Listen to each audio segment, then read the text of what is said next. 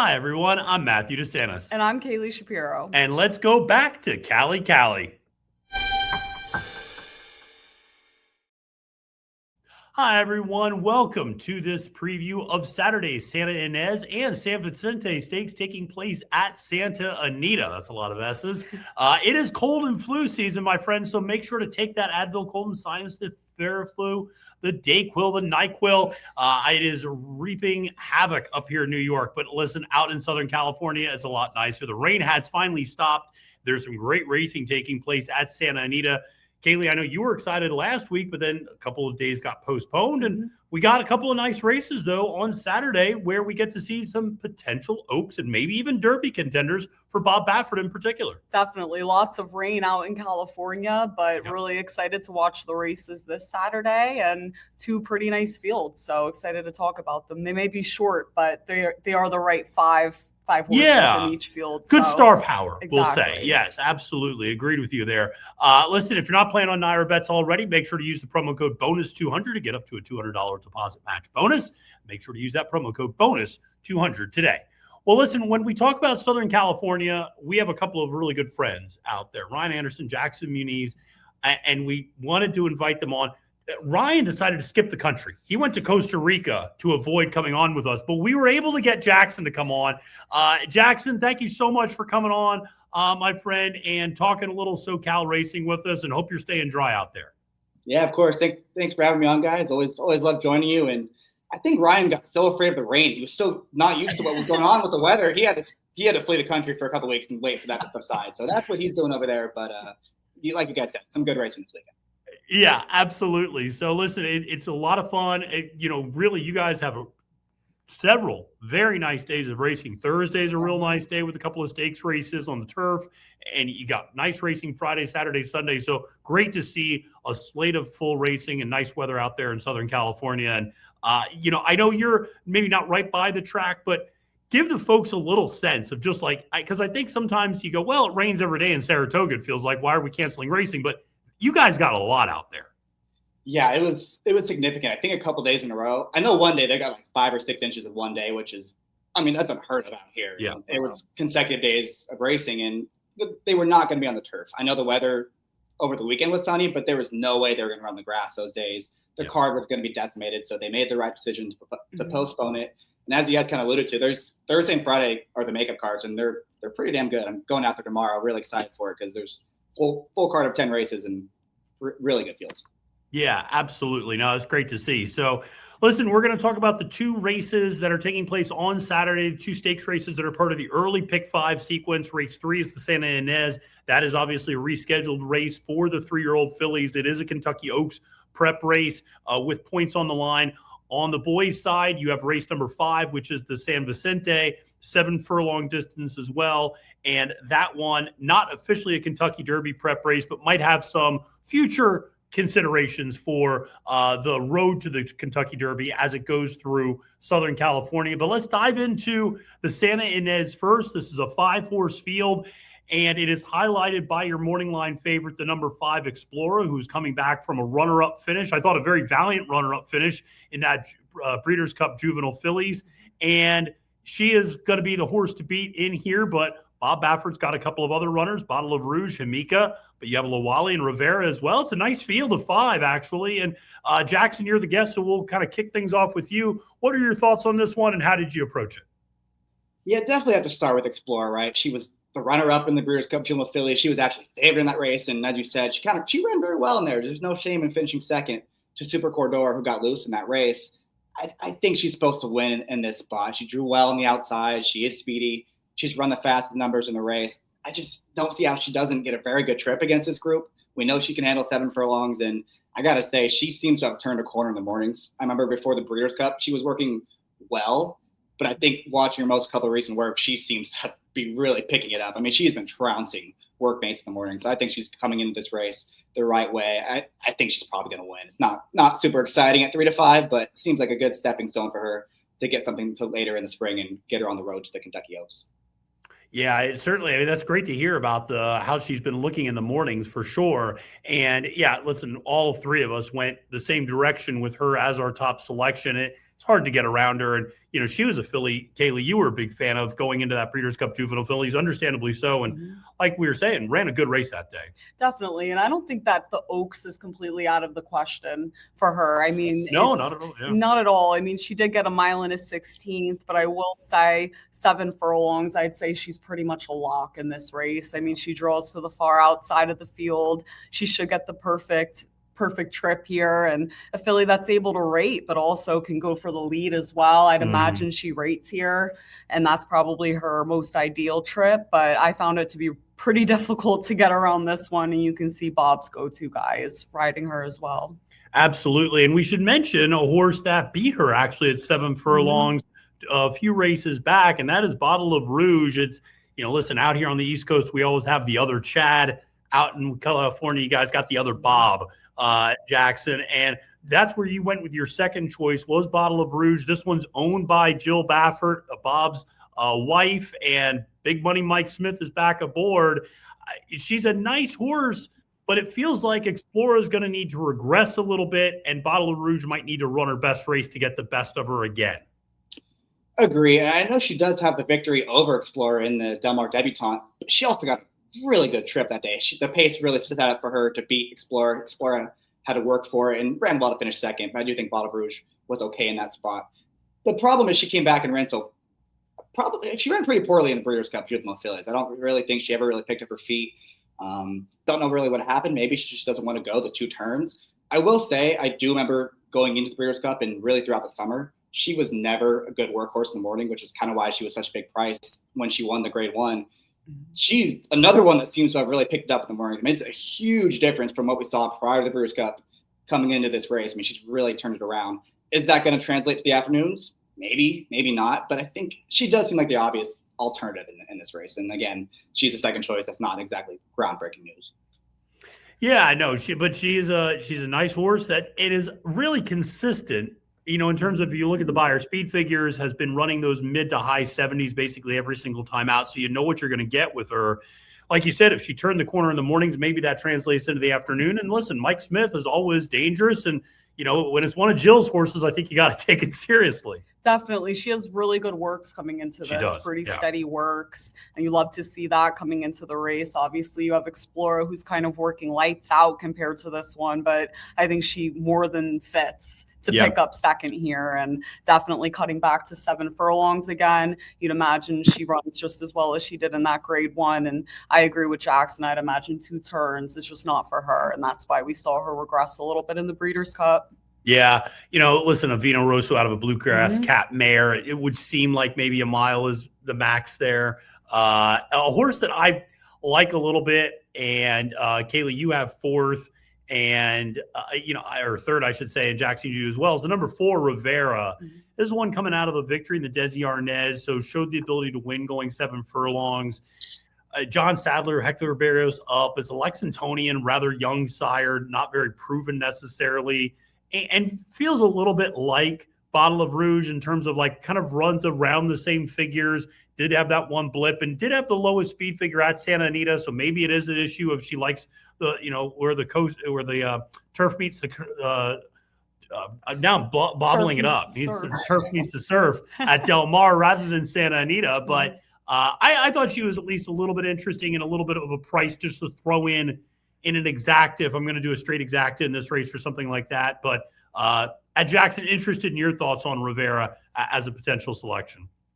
Yeah, I mean, I don't mind her in second, especially if you're trying to bet this race and find some value. The value probably is getting Bottle of Rouge out of the exacta if you do think Explora is going to win.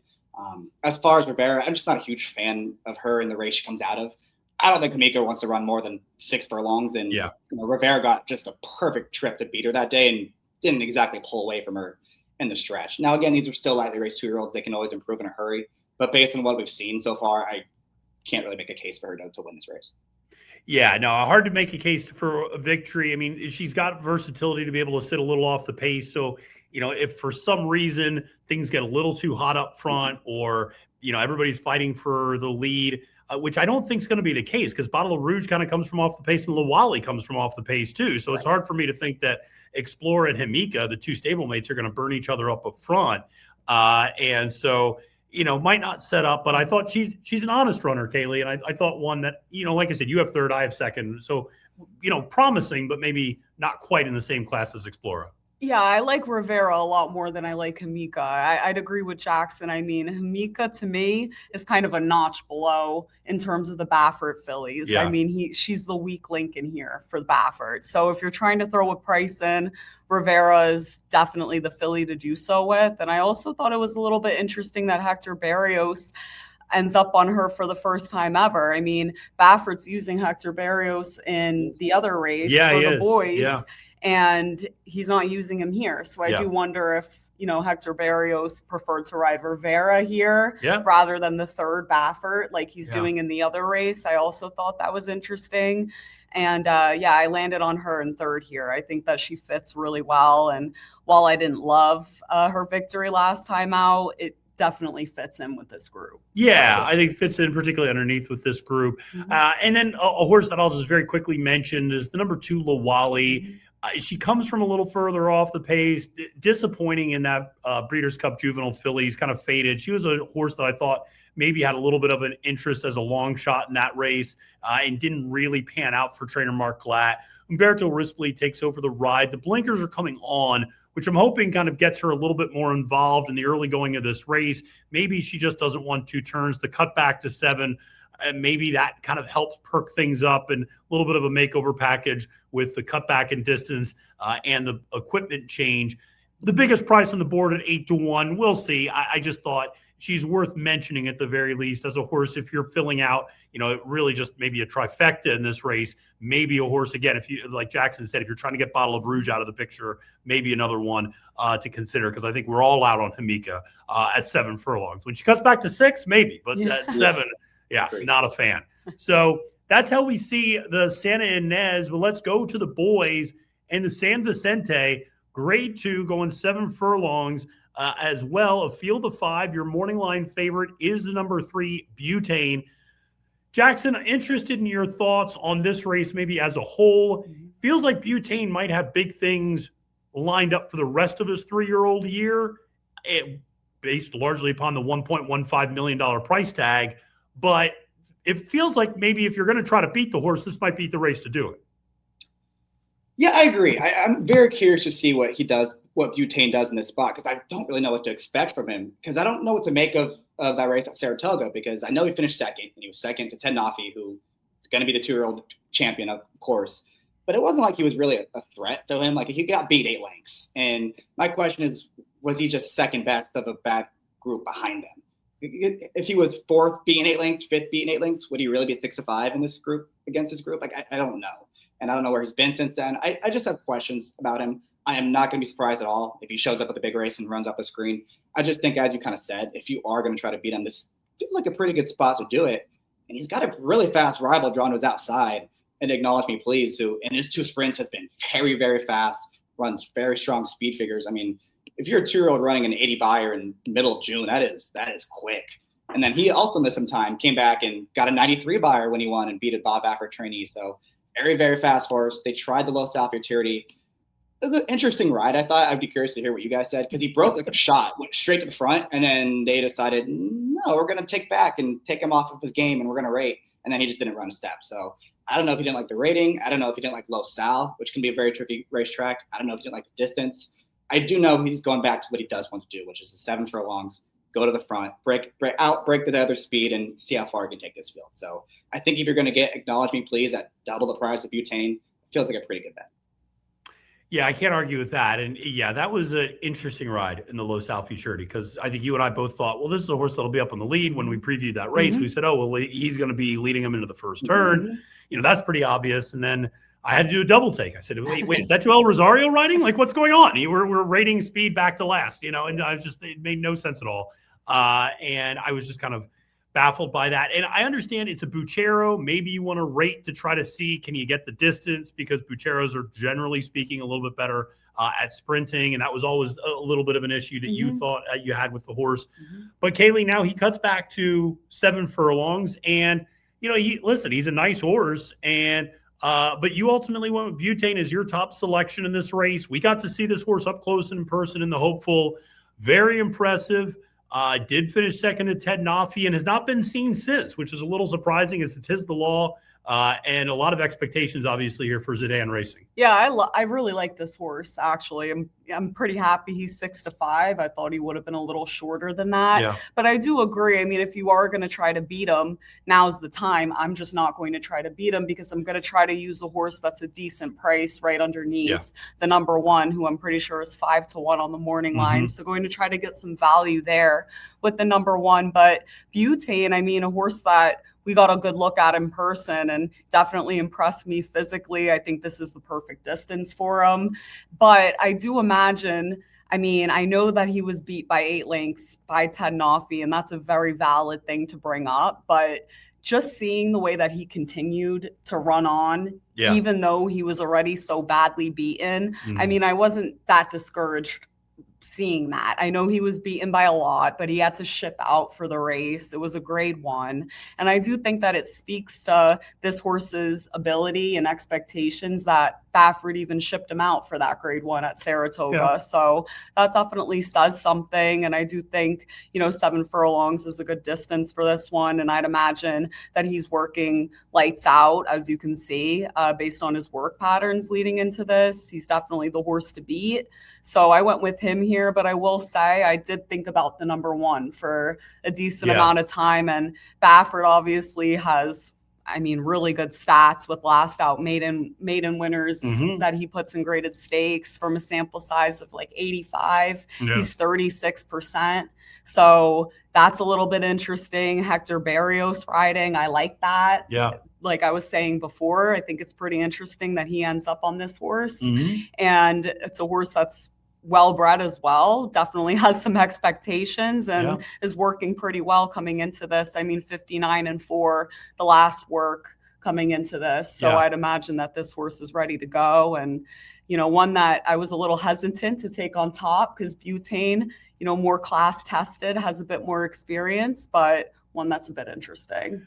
Yeah, Greenwich Village is a bit interesting, and it's going to be interesting to see, I think, in particular, whether or not Bob, who, tries to, as any great trainer does, tries to kind of micromanage a race. I do wonder how aggressively Greenwich Village is going to be ridden out of the gate to try to maybe put pressure on Acknowledge Me Please a little bit up on the front end and maybe set things up for Buetane. That's exactly how I saw it too. Yeah, and so that'll be interesting to see whether or not Greenwich Village has that speed necessary to get the best of them. But, Buetane's an interesting horse because he's been working steadily since late October. I mean, it's not as if the horse has just been kind of completely out of sight, out of mind. He got back on the work tab after the hopeful, and then Bob gave him about a month for freshening after a couple of works, and he's had about 12 or 13 workouts, or 11 workouts, I should say, leading up to this race. So conditioning should not be an issue at all, and would seem like he's healthy this whole time. And Bob's been either waiting for this spot the whole time or,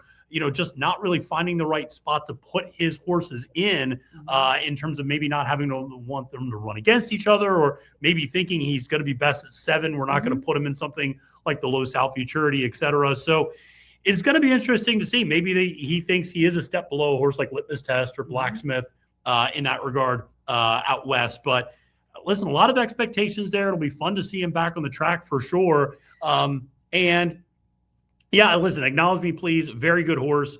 I think, Jackson made the case very well. This horse just gets up all in the front end and just goes, and blinkers are coming on too. So I'd imagine even more aggressive up front. And, listen, you know it better than both of us. You get up on the front end at Santa Anita, and that can just take you the rest of the way.